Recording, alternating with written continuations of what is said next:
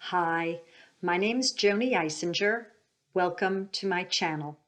You can find me at my website, www.jonyswhitelighealing.com, for more information about how I got to end up doing readings and healings on YouTube. Every time that I come on, beforehand, I have a conversation with Spirit regarding what I should be doing, what I should be talking about and getting information about. So I've been focusing on narcissism. There is a lot of talk about people who have been hurt by narcissists. I am here to address the narcissist. I'm here to address the one that might not see themselves that way, or maybe they do. I would like to bring in information regarding how a person comes to be self-absorbed, where the focus is always on them, where they might lack empathy and compassion, where they might hurt others just in their efforts to maintain some type of a hold on themselves. So I'm going to go through a little bit of this, having been a former therapist and Gestalt therapist, and also coming in as a psychic and healer. So part of the drill is to have a glass of water by you.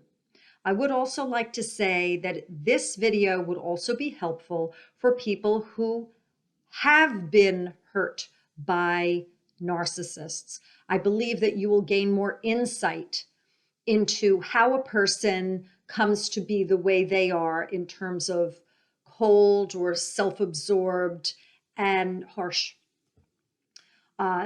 Okay, so with that being said, I'm going to give just a little bit of background regarding self-absorption.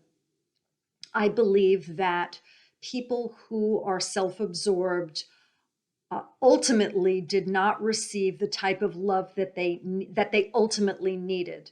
There are two types of camps or experiences that I would say that would lead a person to ultimately be so self-focused that others' feelings are not of priority at all, where compassion and empathy are lacking.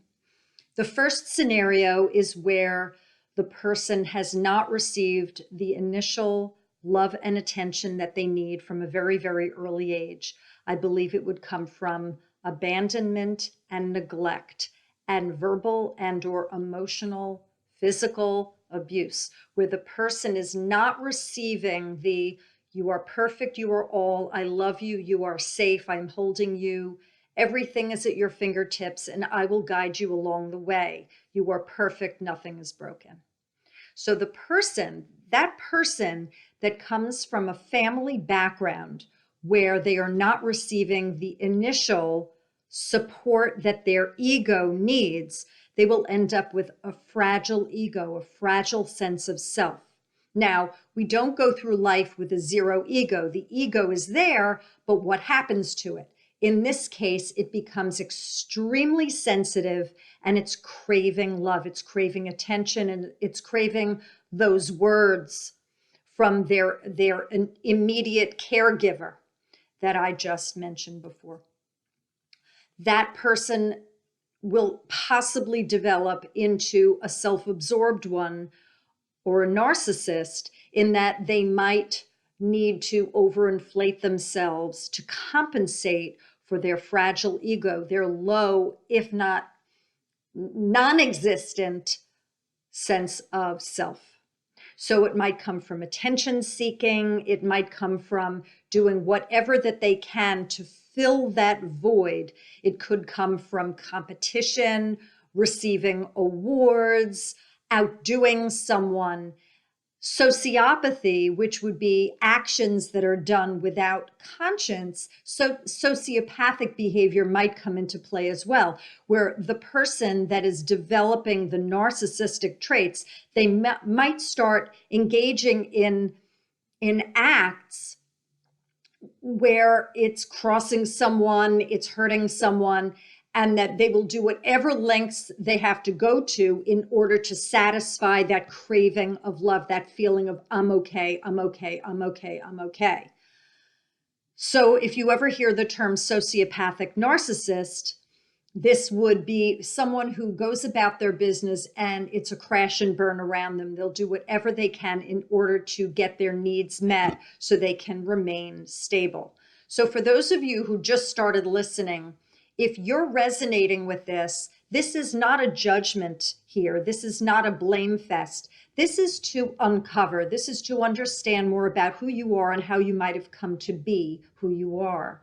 Now, many times the person who comes from that type of a family has anger, sadness, feeling left out. But on the outside, it's I'm okay, nothing's wrong. But inside, there's this seething, there's this despair and this anger that's really bustling inside. But it gets tamped down to the utmost because for that person that's developing in that way, it makes them look fragile if they show that they have any weakness, which in this case, they would call that a weakness. The feelings of despair and anger, they would attribute to weakness.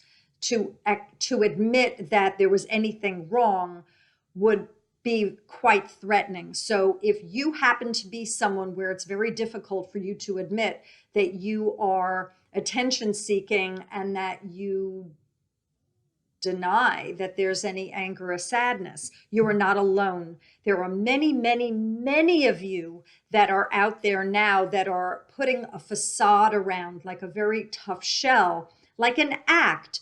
Hey, I'm okay. I'm really okay. I'm more than okay. I'm more than okay. And inside there's this little child that is hurting and is very, very angry because it didn't receive what it needed. And in some cases with the negative attention, the abuse and neglect, that the messages were, you're a piece of crap, you're nothing. It takes a lot of work, and it is possible to heal from this. For those of you who feel that they can identify, please sip water. And if you have had encounters with someone that has done this, that is in your vicinity and has affected you in such a way where you need a healing, have a sip of water as well. The water helps flush negative energies through the physical body. Okay, now I want to get to the other type of self-absorbed one or narcissist and how they might come to have this fragile sense of self.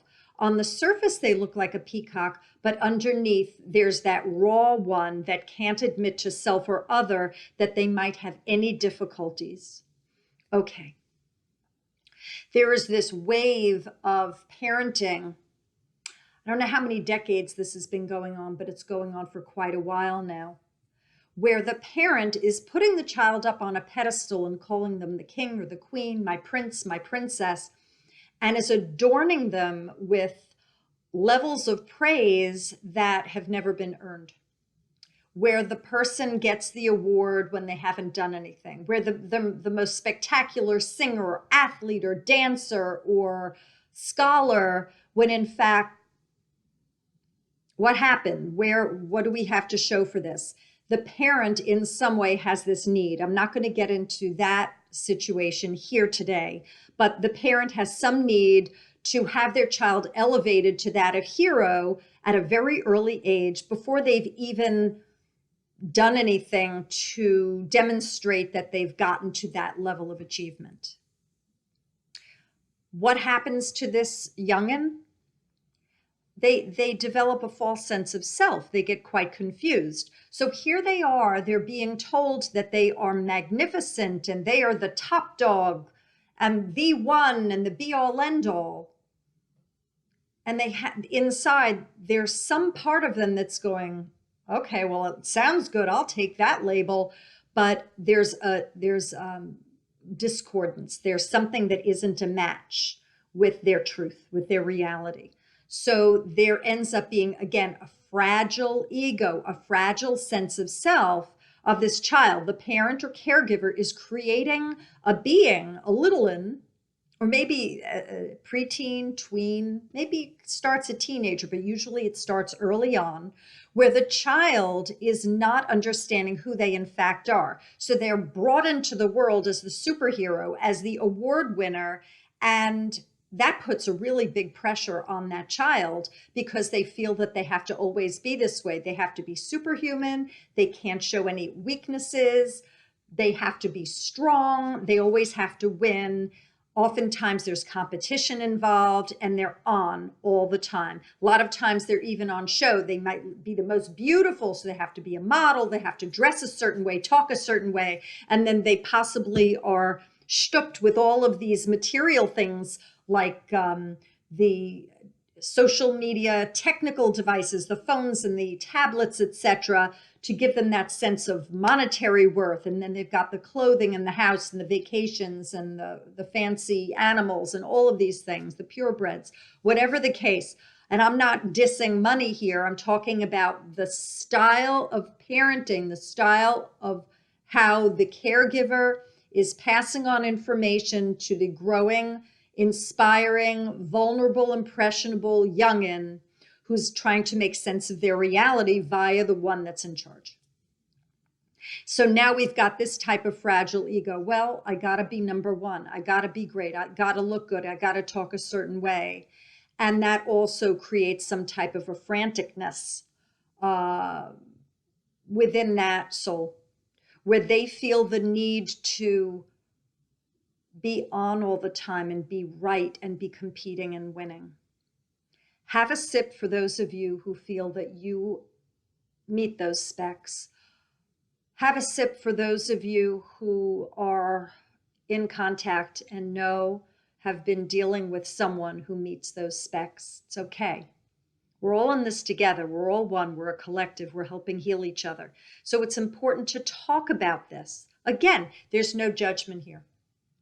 Okay, so now we have someone who is narcissistic. They come across as a peacock, as self-absorbed, as it's all about them. And it's difficult for them to listen to other people, for them to empathize and have compassion for other, that their external world somehow is a reflection on them, that everything has to look perfect. And that if there's something that's imperfect in their external world, that somehow if they're involved with it, if they're near it, they could get cooties. It's catchy, so they have to remove themselves from it.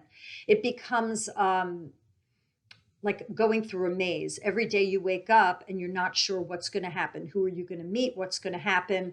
A lot of people who are narcissistic have control issues because they have to feel in control in order to keep those needs met, that they're on top, that they know everything, that they're number one. It is for insanity making. If you are not sure whether you are a narcissist or have narcissistic traits, there are so many books on this. There are self-help books. There are therapists that one could go to find out more. Many times people who are narcissistic do not go for therapy because the finger is pointed externally. It is they, it isn't me, it's not I. It's externalized, that it's too painful to consider that maybe there's something about them that isn't working well because they were given messages or they weren't given messages regarding how great they are, truly, how they earned it. They were either neglected, abandoned, ignored, told that they were pieces of crap, or they were told that they were the world, they were everything without having earned that. Whichever case, it's extremely confusing, and that it must be someone else. It can't be I. Again, I would strongly suggest that if you feel that you meet the criteria of a narcissist or someone who is self-absorbed, you can do something about it. I would suggest if you do go for therapy, go word of mouth, ask some trusted friends who you recommend, and go to them. I believe that it would take a very long time to establish a relationship where you feel that you would trust them to start talking about you. Many people who are narcissistic are very sensitive about themselves. So if you do hear a therapist who is talking about, well, is it possible that maybe you said something a certain way? Know that you were primed, you were brought up a certain way where it would not be acceptable for you to be anything but perfect. Therapists are not out to judge. Therapists are there to point out, to help you heal. So if you can get yourself into a therapist's door, that would be fantastic. If you don't feel that you want to go to a therapist, I suggest reading self-help books on how to heal yourself, because there's a lot of literature out for people about healing from the narcissist, but I believe that it's very important for narcissists and people who are narcissistic to have avenues to healing. Okay, so with that being said, I'm going to go in and I'm going to do some readings for people who are watching. Spirit knows who would be watching this video, and I'm going to go in. I don't have any expectations regarding what's going to come out. I never do. I push my Joni aside, and I'd like to put out the intention that what I'm going to get is for people who find themselves self-absorbed, narcissistic, people who might have a personality disorder of narcissism where it gets in the way to the point where they have difficulty with interpersonal relationships, holding a job, things of that nature, where it really impedes on their success. And I might be getting information regarding forgiveness work. I might be getting information for people who have experienced the narcissist and how they can heal. Okay, I'm going to go in now. Here we go. Okay, so the first thing that I get is, for those of you who identify as narcissistic or self-absorbed, believe that it is possible to heal. Everything happens for a reason, and there's a reason why you're here today watching this video. And that if you have a little smidgen of a belief that maybe you can identify with the words that are coming through me, that means that you want to feel better. So the belief in healing is of utmost importance. There's an affirmation that you could put on a piece of paper, and it would say, I am healed. Again, I am healed. Now, why would I not say I am healing? Okay, that's almost as good as, but not good enough. In terms of our thoughts creating our reality, I am healing means you're always healing. You're always in the process of healing. Now, that's great. We are always in the process of healing. But if you want to go to the utmost, the highest vibration affirmation, to say I am healed means you already are. That's what your soul is aspiring to, is the final outcome of I am healed, I am balanced. So that you could put on a piece of paper, you could put it on your night table, put it in your wallet, put it in your pocketbook, put it on your dresser, you could put it on your kitchen counter. You could put it on a Post-it on your bathroom mirror. Now, for those of you who have experienced negativity with a narcissist, you can also write that as well. I am healed. It's perfect for the same reasons that I just mentioned for the person who was outwardly hurting on. If you were hurt and you say, I am healed, your soul is reaching for that highest frequency of a healing. Okay, I'm going to go in more about the belief in healing. Well, it takes time, and there's an unfolding process that occurs. So the first thing is, do I have a problem? The next step is, I think I do. This takes time. And for someone who has felt that it's all about them, it could take a year. It could take more than a year to go from, to, oh. Okay. Belief that it's possible to shift from your present now to another now in the future where you're not doing as many of those behaviors. Yes. Believe that it's possible, because anything is possible, isn't it? Make a good movie, I always say.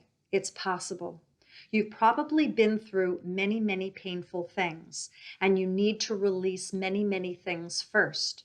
You need to talk with someone, a trusted one, someone who's a professional who could help you unload.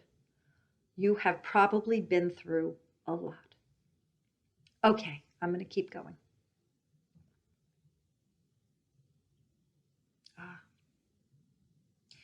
Have you ever heard the term the world's smallest violin?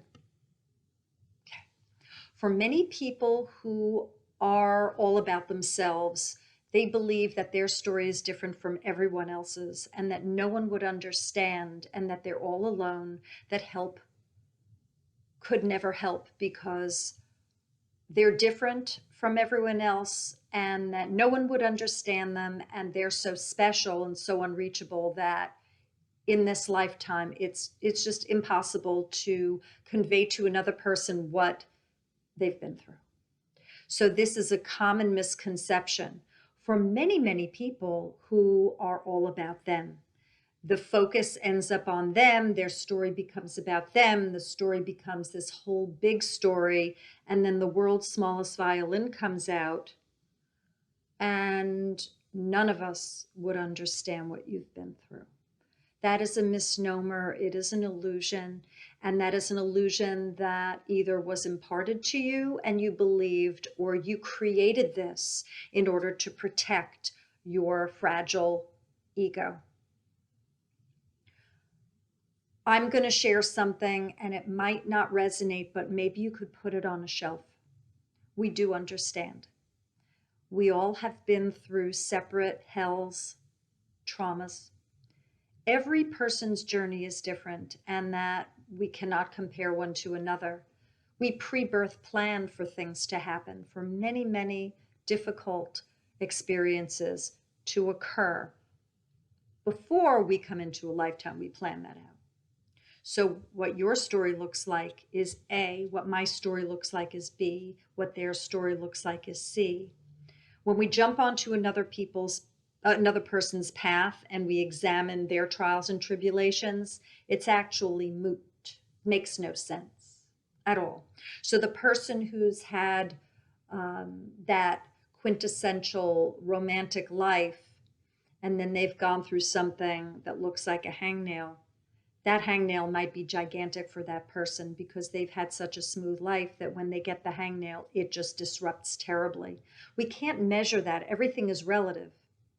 The person who's in the cardboard box that knows homelessness, for them that might be the familiar, and that person might have a lot of gratitude and they go with ease through their life despite the suffering that they see. We can't compare, we can't judge, we cannot even know what each soul is going through, why they have chosen the path.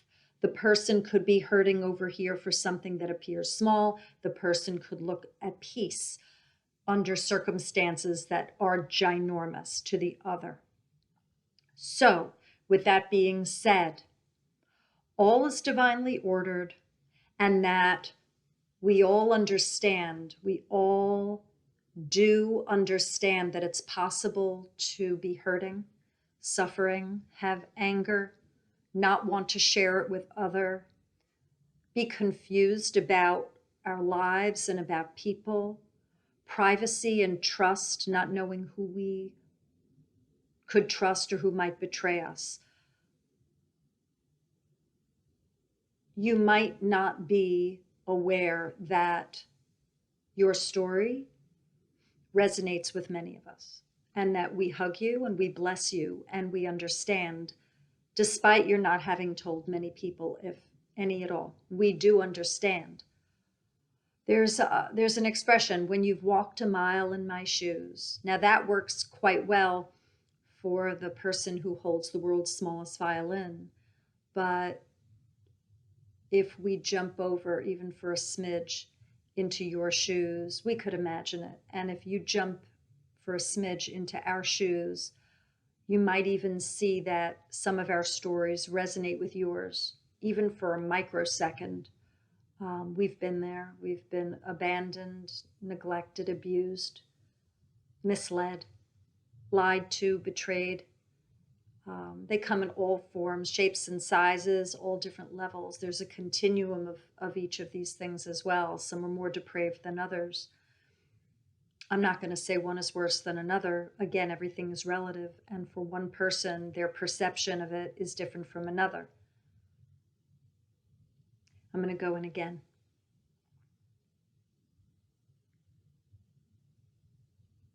This is interesting.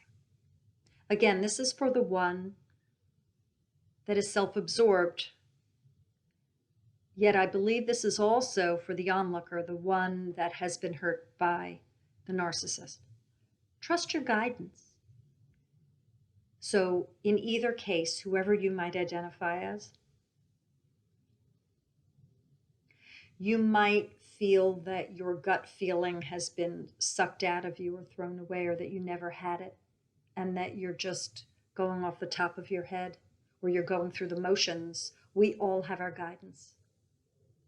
It's a gut feeling. It's a knowing that's deep inside of you. And that if you hone that, if you get quiet and still and you ask yourself, what might be the best thing to do?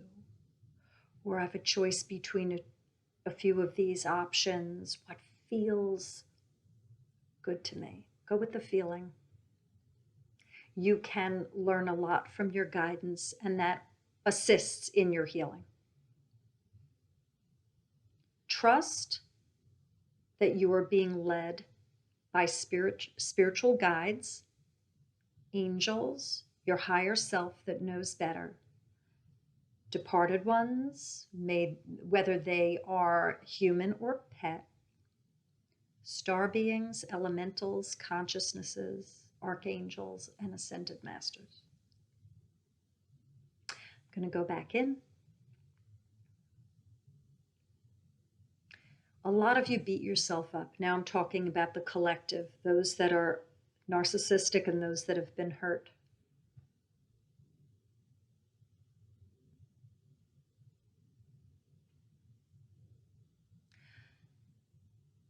What I get is wash your hands of this. So there are a lot of people that are saying, I can't change, I can't heal. How am I going to get rid of all of this baggage from the past? How am I going to do this? Well, it's possible. Today's a new day. I don't remember what audiobook I heard Wayne Dyer on. I don't remember the audiobook, but I remember him likening healing and perception to, hey, you just shift your consciousness, you shift your perception. So I say to people, you don't need to be on a therapist's couch for 20 years to change your idea, to change your thoughts or your actions. You need to forgive yourself, and you need to forgive others. That's of the utmost importance. If you choose to focus on the baggage and everything that you've been through, you keep re-traumatizing yourself. The energy, you end up in this hyperloop of negative energy, and you get stagnant. You remain motionless and still. You go nowhere. Have you thought of letting it go? Do you know that your mind is a powerful thing, and all you have to do is say enough? Look at your past, honor it, accept what occurred, bless it, admire that you're here today to even go through that process, have gratitude that you are where you are, forgive yourself and forgive others. Today is a new day. If you remain in the now, that's where everything happens. That's where the power lies. That's where you can vision your future. I don't say have expectations. I say this in these videos, and I say this in my healings with my clients. Don't hang your hat on something. Expectations are setups for disappointment. Intend, desire, wish, go through that law of attraction, manifesting. And if it's for your highest good, if you've removed fear and doubt, it possibly will occur. Have a sip of water. Let's do the forgiveness work. For those of you that are hurting, those of you who have hurt, anything regarding self-absorption, where you have been self-absorbed and you've hurt others, where you were hurt by someone who was self-absorbed. We take all the lifetimes across time and space, forwards and backwards across all generations, and we ball them all up. And you say inside, I forgive myself.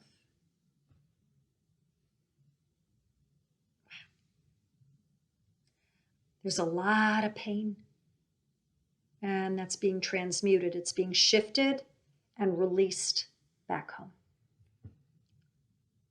A lot of hurt. I'm feeling a lot of sadness in the throat chakra, the heart and the throat. Forgive everyone and everything. Ask for everyone and everything's forgiveness. Please, all of you, forgive me because I had unforgiveness towards you. Thank God for these life lessons. And when I say God, I don't mean God that is separate from, we are all pieces of the oneness. I say that colloquially, I say it casually. It's a way of expressing gratitude for having had that experience. I'm going to go and see what more I can share.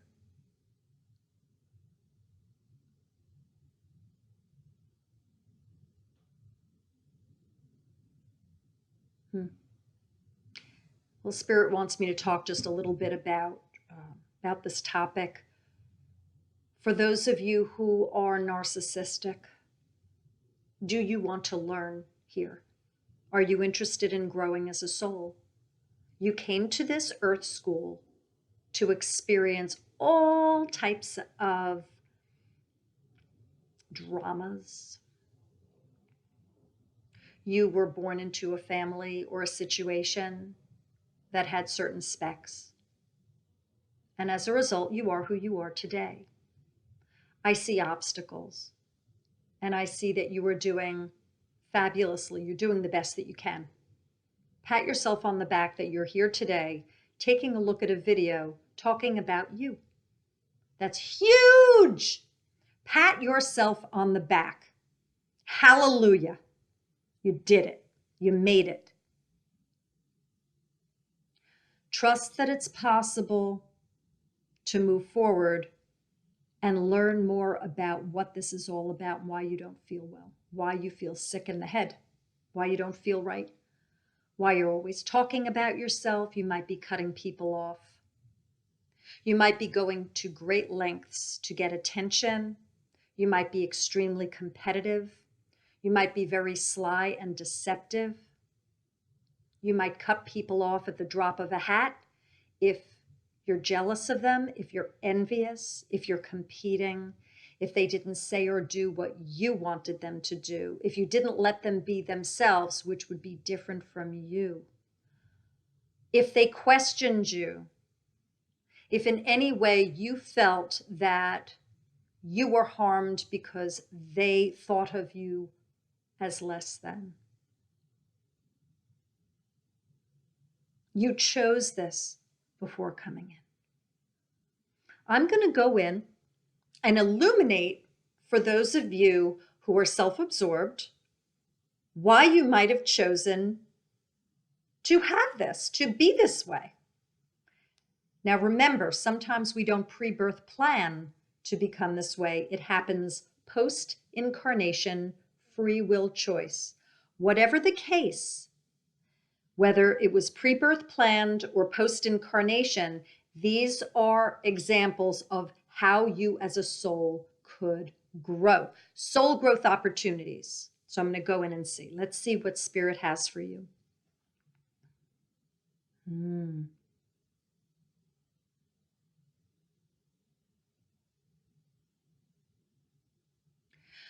For some of you, you had parents that told you you had to do things a certain way, and it was quite rigid. And you were brought up where there was a lot of control. It was my way or the highway, and you grew up that way, where that way was the utmost. Therefore, you come in and you're going to then impart that to others. This is the way. This is the best way. This is my way. Me, my way. It seems that there were other lifetimes that you had where you ran amok that you were out there and you were running around and there was no way and it was aimless, and that you didn't have anything to hang your hat on. You had no goals, there was no direction, there was no blueprint. It was a free-for-all. So you chose the parents that you have today, or the caregivers who put a real clamp down. So you went from, it was learning by opposites. You went from all the way over there where there was no control to all the way over here where there was the utmost of control. You were here in this lifetime to find a balance, to listen to what others have to say, to have ideas about how to do things, but to reject what doesn't fit and take in what does, shelving what you might consider for later. Let's do a healing on that. For those of you where that resonates, we're going to take the lifetimes where you ran amok, directionless, no blueprint, and we're going to flip that for those of you who had lifetimes where you were so controlling, and you come back in to do it all over again. My way, me. Whichever the case, it's around control and my way or no way. And we ball them all up. We're releasing karma. Forgive yourself.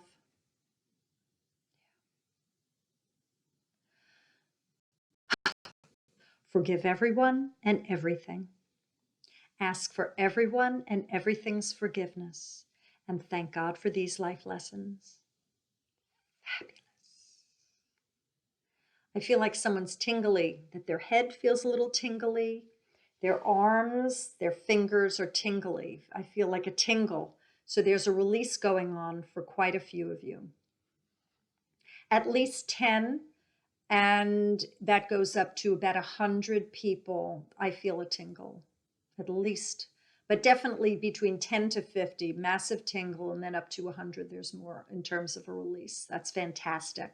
And remember to sip water between now and when you go to sleep. Okay, I'm going to go in regarding how you came to be this way.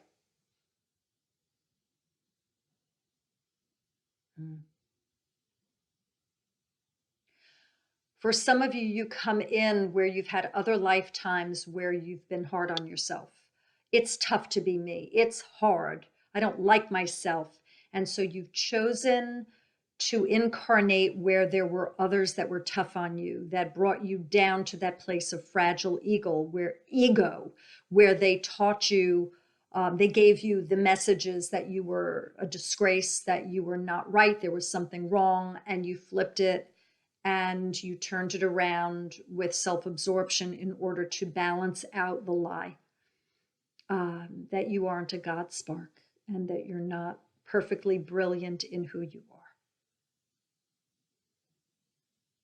By the way, for those of you who are the cross watchers, the ones that are onlooking, the ones that are curious about this or have been hurt by a narcissist, it's very important for you to have compassion, because some people are so angry. They're like, yeah, that's right. That's probably right. Or that's the way they grew up. By your doing that, you're judging, and you're not coming from a 5D spiritual place. It's very human of you to do that. I'm not judging here, but be careful what you think and what you say, because you incur karma with other when you do that. And if you go to your passing judging the person who hurt you, and you go to your passing with unforgiveness towards them, you incur karma, and then you have to have a do-over with them in another lifetime. I strongly suggest you're having empathy and compassion for them despite what you have endured or what you continue to endure. Okay. So back to releasing the karma for those of you who in other lifetimes, and maybe this one, were tamped down, pressed, suppressed, minimized, diminished, abused, neglected, lied to, with the illusion that you were less than perfect and whole. And when I mean perfect, we're all part of the oneness, and we are all perfection in our strengths and limitations. Across time and space, forwards and backwards across all generations, we ball up all the lifetimes where there's oppression, denigration, self-diminishment. a real tough time where lies were bestowed upon us to make us feel nothing, less than, broken, imperfect. And you say inside, I forgive myself.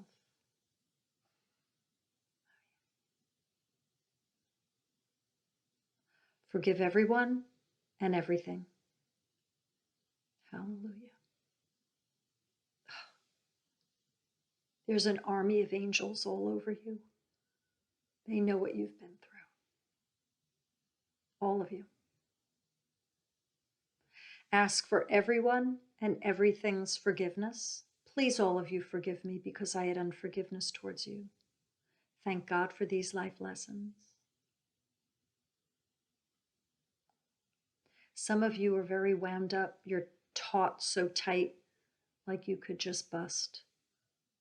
If you're drinking too much, get help. If you're on drugs, stop, get help. If there's a mother involved and you're not saying nice things, stop, get help. If your children are in the way and you can't do parenting, have someone else do it.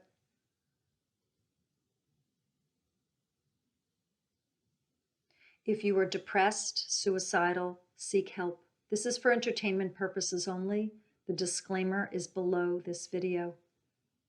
I do not aim to heal or cure. See a mental health professional. If you are despairing and you feel at the end.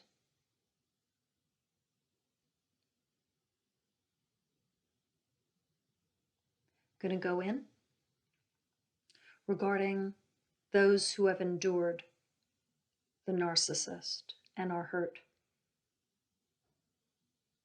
You also asked for these challenges too. There are no victims. You either pre-birth planned this or it's post-incarnation free will choice. And due to the paths that you took, the choices you made, you end up here today with this story. Whatever the case is, you're a brave soul and you wanted this. I'll go in and see why. For some of you, you brave old coots, you old souls, you wanted a challenge. So you put this on your plate to see how you could deal with it, all right? So if you're saying, that's crazy, I would never have done that. Crazy, I'm not a crazy coot. You call me a name. I call people a lot of things. Just don't call me late for dinner. So you wanted this. You wanted this.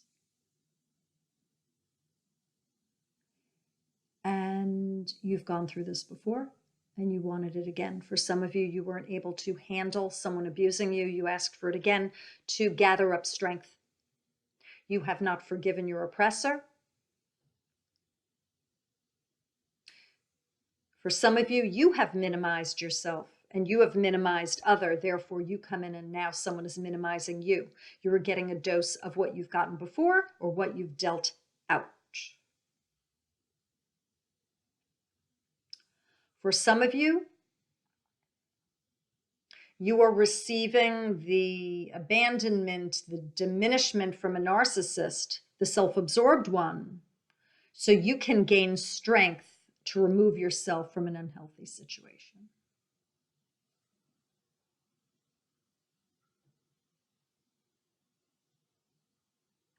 Some of you are codependent and you have difficulty focusing on your needs and you're focusing on healing someone who doesn't appear to be healing themselves and you're stuck. There are 12-step groups on codependency and there is therapy as well. There are self-help books as well.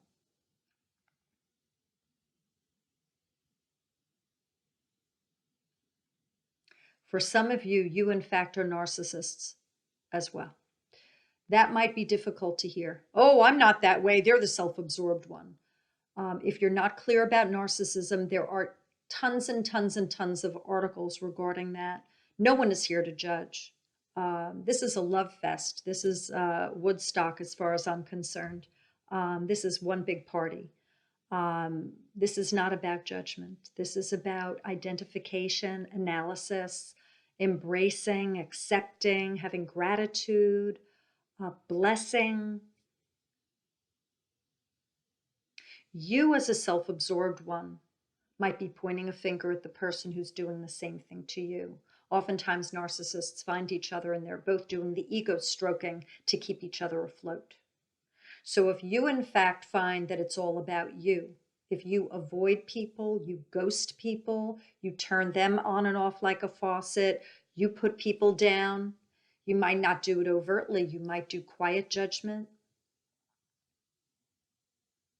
If you have a negative sense of self, if you have self-hatred, it might be difficult for you to face what you're going through, and it's easier for you to talk about your oppressor, the one that you're hooked into.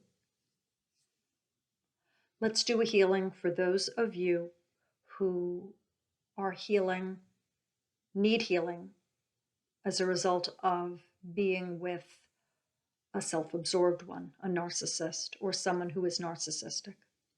Across time and space, forwards and backwards across all generations. We take all the lifetimes where you have been controlling, you've been controlled, you've diminished others, and you've diminishment of self. You could be a masochist, you could be a sadist, you could be sociopathic where you have no conscience, you lack empathy and compassion. And we ball them all up and you say inside, I forgive myself. I feel like someone's toes are tingling and I feel like someone's ears are ringing and someone's heart is racing. That's release. That is release right now. And if you feel that this is medical, please see your medical professional.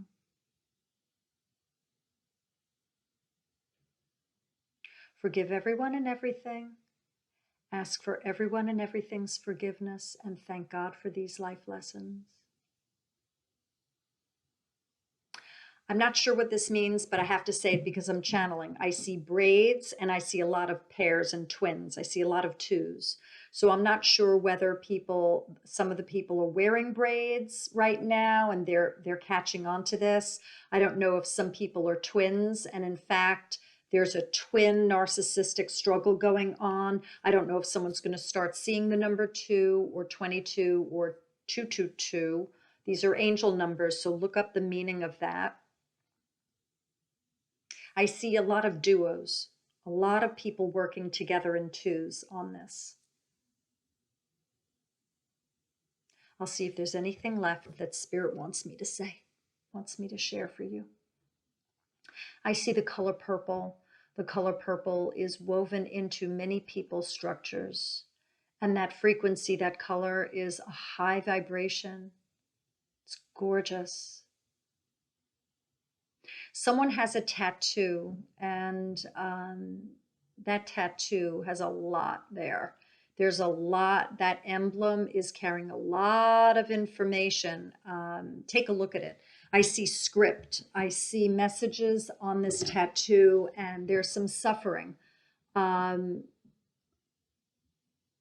would put your hand, let's say it's here, I would put your hand over the tattoo and I would bless it and hold it and just bless that body part. Send love to it. I see an ear pierce and it glows. There's a beautiful object there. I feel like it's a gem. I don't know if it's a stone, a little crystal dot, or if it's a gold piece, but it feels beautiful to me. And also there's someone who's wearing a ring and it's a gem. I believe that it's gold and there might be a turquoise in it and it's fabulous. And these people are going through a lot. So for those of you, I see braids and I see the gold ring with turquoise and the crystal dot in the ear, that little post, and the tattoo. You're going through a lot. There's a lot of information that's being sent over to you.